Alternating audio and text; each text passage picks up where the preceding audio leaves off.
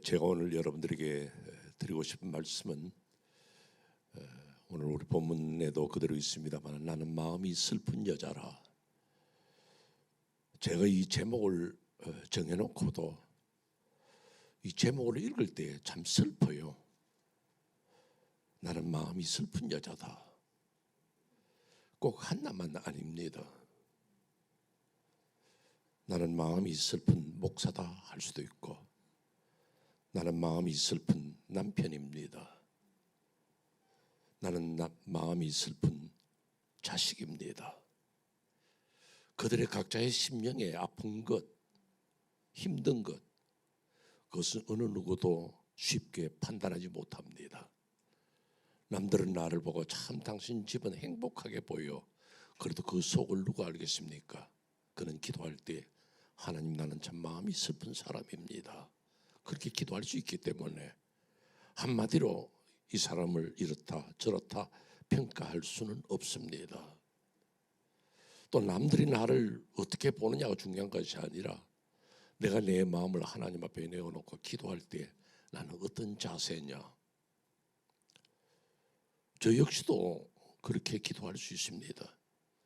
하나님, 난 참 마음이 슬픈 목사입니다. 그 속을 누가 알겠습니까? 목사의 심정을, 목사의 눈물을 아무도 모릅니다. 오늘 우리 본문에 나타나는 한나는 여러분 너무나 잘 아는 것처럼 사무엘, 위대한 선지자 사무엘의 어머니입니다. 자식을 낳지 못해서 고통을 받을 때에, 제가 설명드리죠. 고통받을 때에 제사장 엘리 앞에 가서 나는 마음이 슬픈 여자입니다. 제가 오늘 이 본문 가지고 여러분들에게 두 가지 말씀을 드리려고 합니다. 제일 먼저 드리고 싶은 말씀은 슬픔의 원인입니다. 그 슬픔이 어디서 오느냐? 한 세 가지로 그 슬픔의 원인을 이야기를 할 수가 있겠습니다. 첫째는 뭐냐면 자기 개인이 갖는 슬픔입니다. 사람들은 자기의 병이나 자기의 문제를 자기만 알지 남은 모릅니다. 함께 사는 남편이 알아줄 것 같지만은, 함께 사는 자식이 나를 알아줄 것 같지만은 그렇지가 않거든요. 예를 들어서 이 한나가 아기를 낳지 못했습니다. 하나님, 나도 남처럼 아기를 낳게 해 주십시오. 그런데 안 됩니다.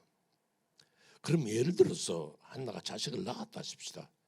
자식을 낳고 난 다음에 그 자식이 몸이 골골해서 병이 있습니다.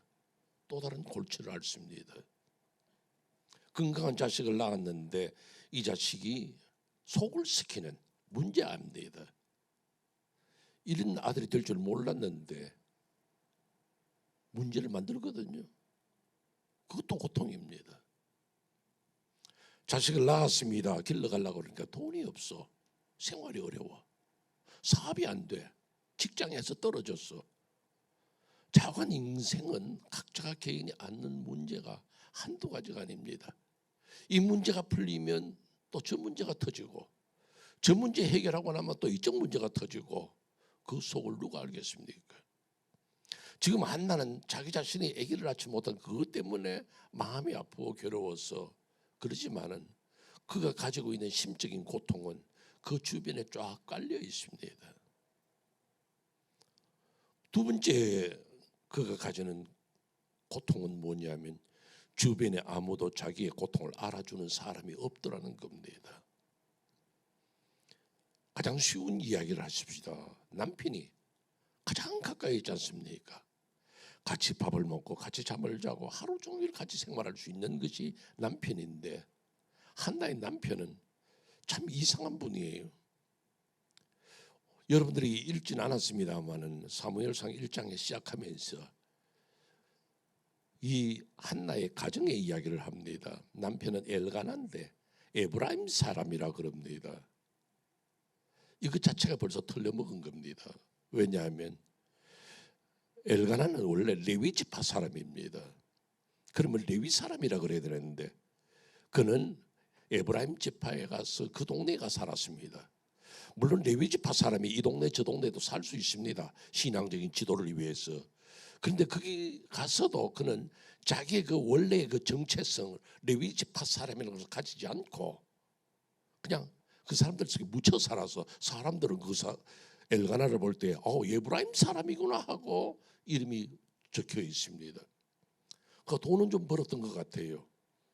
그렇기 때문에 아내가 힘들어할 때 제사를 주면서 돈을 주면서 문제를 해결하려고 합니다. 그런데 한나를 보고 하는 말이 당신 너무 그렇게 아들 그러지 마라. 내가 당신은 어떤 존재냐? 10명의 아들보다 더 나은 존재가 아니냐? 아들 생각하지 말고 내가 있다는 것만 생각해라 하면서도 첩을 두어서 아들을 둘라 그러고 말이 안 맞잖아요.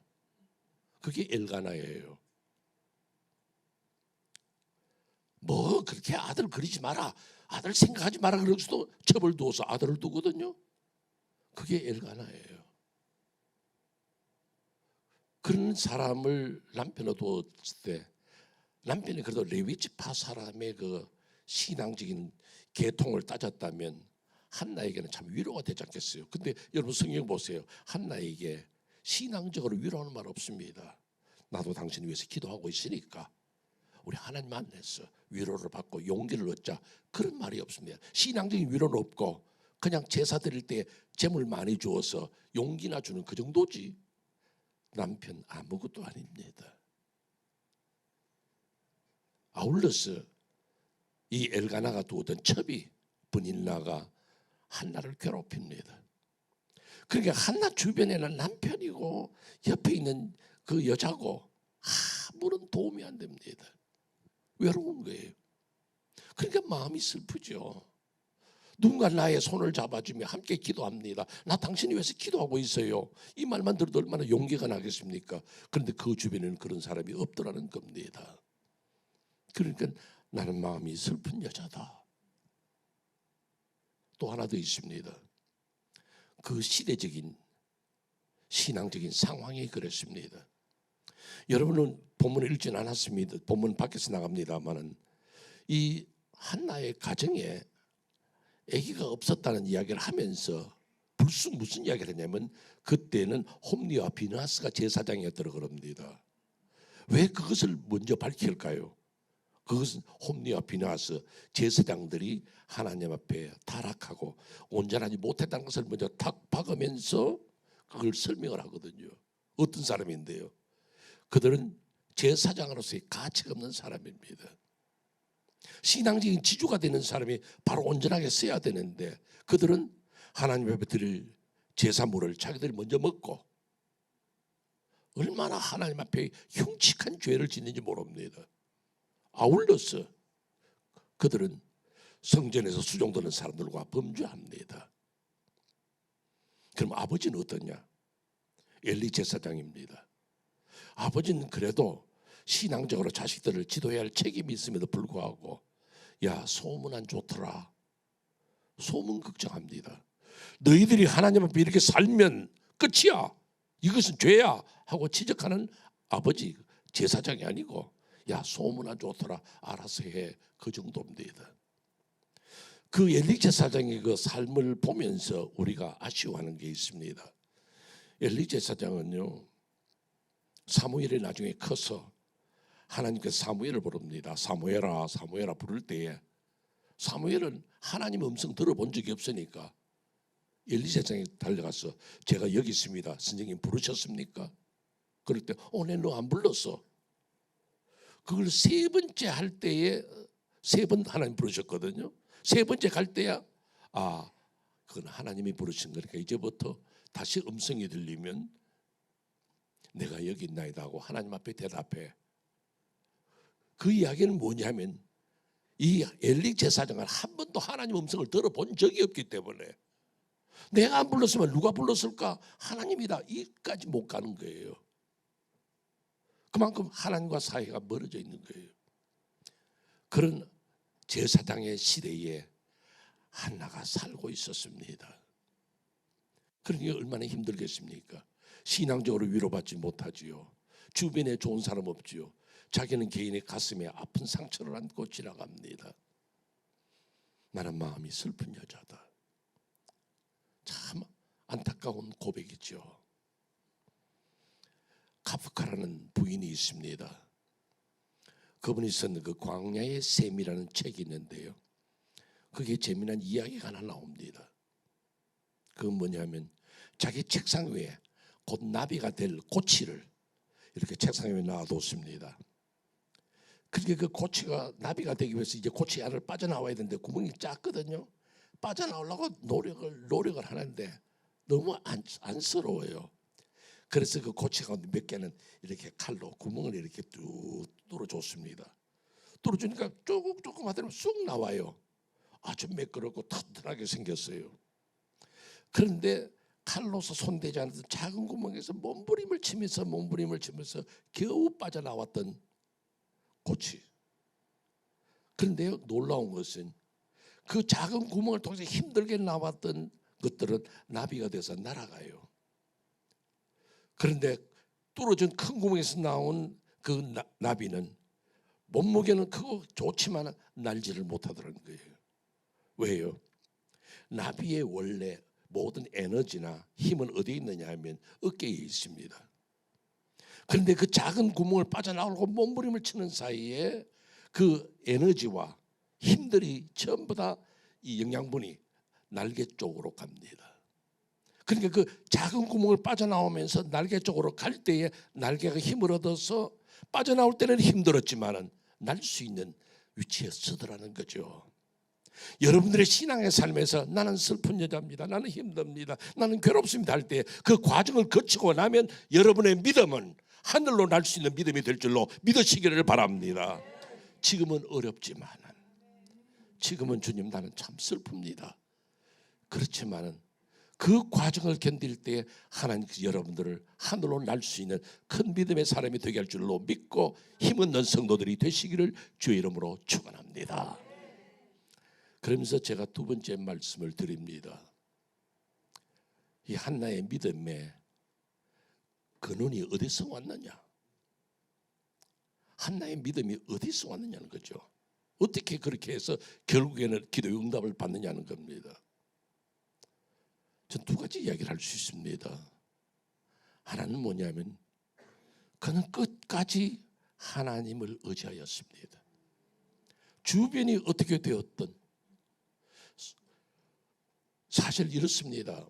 한나는 하나님을 믿고 기도하잖아요. 그런데 하나님은 한나의 기도를 안 들어줍니다. 그럼 여러분 어떻게 했어요? 내가 그렇게 해도 하나님 기도도 응답하시는데 내 기도하는 거 봐라, 안 할란다. 혹시 여러분 그런 마음 가지고 계신 분 계십니까? 그런데 여러분 그것이 믿음이 작은 거예요. 끝까지 붙들어야 됩니다. 하나님을 끝까지 붙들어야 돼. 하나님이 나의 기도를 듣지 않습니다. 응답 안 하십니다. 그거는 내가 그 때를 모르고 하나님께서 내가 그 후에 어떤 일들이 나타날 것을 미리 내다보고 계시는데 내가 급해서 자꾸 바라니까 하나님이 응답하실 때를 놓치게도 하시고 응답하실 기회를 갖지 않게도 하시고, 누가 하나님의 마음을 알겠습니까? 그럼에도 불구하고 비록 하나님은 나의 기도 응답하지 않아도 나는 기도하리라. 나는 기도하리라. 힘들죠. 근데 우리는 오늘 이 본문에서 우리가 감동해야 하고 깨달아야 할 것이 몇 가지 있어요. 오늘 여러분들 우리가 이 본문을 다시 한번 되뇌어 보면요, 엘리 제사장이 그 말합니다. 한나가 열심히 기도하는데 오랫동안 기도했거든요. 오랫동안 기도하는데 소리는 안 나지만 간절히 기도합니다. 그때 엘리 제사장이 볼 때에 저기 술이 취해가지고 너블너블 하고만 했구나, 혹은 또 눈물 흘려서 눈이 충혈이 되는 거 보고 술을 저렇게 많이 먹었구나, 그래서 너 술 끊어라. 그게 제사장이 기도를 열심히 하는 그 심정을 모르는 거예요. 그때 한나가 이렇게 말합니다. 내가 간절히 기도하고 내 심정을 여호와께 쏟아놓았다 그럽니다. 내 심정을 여호와께 통하였다. 그런데 그 말이 무서운 말입니다. 뭐냐면요, 내 심정을 통했던 그 말이 헬라어에서는 히브리 말로는 뭐라냐면 샤파크라 그럽니다. 샤파크란 말은요, 물을 쏟아붓는 것을 말합니다. 여러분들 물을 갖다 이건 더러운 물인데 버려야 되겠다 싶으면 어떻게 합니까? 아이고 아까워라고 쫄쫄 붓습니까? 아니죠. 버켓 그대로 꽉 갖다 붓잖아요. 그게 샤파크예요. 내가 하나님 앞에 기도할 때 내 마음을 어떻게 하나님 앞에 온전히 확 쏟아놓는다는 거예요. 기도를 그냥 하는 게 아니에요. 내 마음을 전부 다 하나님 앞에 쏟아놓고 기도하는 거예요. 내게는 아버지밖에 없습니다. 나는 이 기도 들어주셔야 됩니다. 하나님은 나와 함께 하셔야 됩니다 하고 매달리는 거예요. 여러분 기도를 그렇게 하는 거예요. 정말로 여러분들 소리는 안 나오더라도 그 간절함이 가슴 속에서 올라오면서 내 심령을 확 쏟아놓을 수 있는 기도. 저는 우리 두란노 교회 성도들의 기도하는 모습을 보면 너무너무 감사해요. 그런데 여러분들 진정으로 앞으로도 기도할 때마다 하나님 앞에 그렇게 쏟아놓는 기도가 있으시기를 바랍니다. 그래야 주의 놀라운 역사를 체험할 수 있게 됩니다. 어느 아이가 아버지한테 아빠 나 자전거 사줘 하니까 아빠 그거 쉽게 사줍니까? 뭐 돈도 없는 데다가 또 이놈이 어린데 내가 핑계는 많죠. 이놈아 자전거 잘못하다가 너 넘어지면 다리 부러져 뭐 어떡고 그러니까 엄마가 말했습니다. 야 그럴 때는 하나님 앞에 기도를 해. 그럼 하나님 네 기도 응답하신다. 그게 그놈이 방에 들어가더니만은 아버지 하더니만은 우리 아버지가 나한테 기도 자전거 하나 사주게 해주세요. 아버지가 기도 자전거 하나 사주게 해주세요. 고함을 지르는 거예요. 그래서 엄마가 다시 들어가서 야 기도는 조용히 해도 하나님이 들어. 그렇게 소리 안 질러도 돼. 그러니까 아니야 엄마 이 기도는 아빠가 들어야 돼. 아빠가 들어야 돼. 걔 지금 어린아이지만 기도 누구한테 합니까? 아빠 보고 하는 거예요. 여러분 우리는 사람 보고 기도하지 마세요. 여러분 어린아이 아닙니다. 여러분의 기도는 하나님이 들으시는 거. 그렇기 때문에 소리가 나든 안 나든 여러분의 가슴 속에서 하나님을 향한 간절한 기도가 계시기를 바랍니다. 그런데 저는 여기에서 특별한 것 하나 깨닫습니다. 나는 오늘 이것을 여러분 이 본문에서 가장 강조해서 이야기하고 싶은 게 있습니다. 그 뭐냐면 바로 17절과 18절 말씀입니다. 17절에 보면 엘리 제사장이 제가 조금 전에 말씀드렸잖아요. 이 엘리 제사장은 참 답답한 제사장이잖아요. 하나님의 음성을 한번 들어본 적도 없고 또 열심히 기도하는 여자를 보고 너 술 끊으라 할 정도로 좀 맹한 그런 제사장인데 한나가 내 마음을 쏟아놓습니다. 나는 하나님 앞에 그렇게 기도합니다 말할 때에 하나님이 네가 원하는 것을 들어주시길 원한다고 축복 기도를 합니다.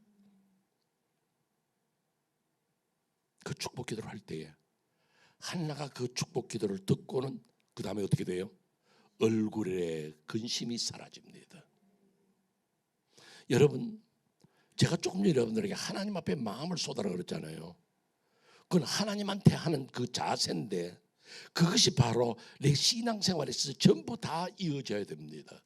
하나님과 관계된 모든 것, 교회를 사랑하고 주의 종을 잘 섬기고 예를 들어서 저는 그런 상상을 해봤습니다.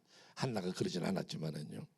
한나가 17절에 말한 것처럼 엘리사장이 너 기도한 거 하나님 들어주기를 원한다 그렇게 할 때 한나가 속으로 당신이나 잘해요. 당신은 뭐 기도하는 사람 보고 술 취했다 그러고 정신이 있어 없어 이 말 안 합니다.